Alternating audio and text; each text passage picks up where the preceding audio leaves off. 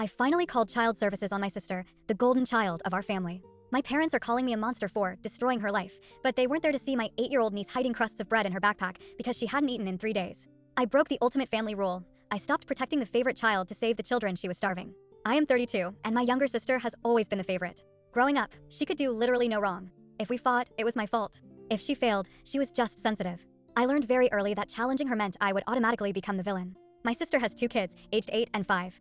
I don't have children, but over the last year, I started noticing things that made my stomach turn. Whenever her kids came to my house, they didn't just eat, they scavenged.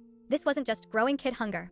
I am talking about my niece whispering to me, asking if she could take bread home in her backpack because sometimes there isn't any dinner and mom sleeps a lot. I tried not to jump to conclusions, but it kept happening. They would show up in the same dirty clothes for multiple visits.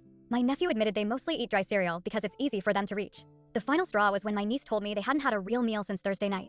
It was Sunday afternoon. I tried to handle this privately. I brought it up to my sister gently and she absolutely exploded. She accused me of being a jealous, childless woman trying to sabotage her. Within an hour, my phone was blowing up with texts from our parents, scolding me for attacking her. They told me she was just overwhelmed and that I've always been too hard on her. It felt like we were 10 years old again, me being punished for not shielding the favorite child from the consequences of her own actions. But I couldn't ignore what I saw.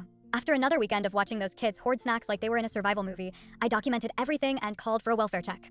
I was shaking the entire time. The investigation happened fast. The conditions were so bad that the kids were removed immediately. Since I was the one who stepped forward, they were placed with me. Even my sister's ex-husband backed me up, saying he tried to raise alarms before, but was always shut down by my parents' obsession with our family's perfect image. Now, my entire family is at war with me. My parents say I humiliated them and destroyed my sister's life. My sister is telling everyone I lied because I've always been envious of her. Half our relatives have stopped speaking to me. But the kids have been with me for weeks now. They don't panic when they see an empty plate anymore.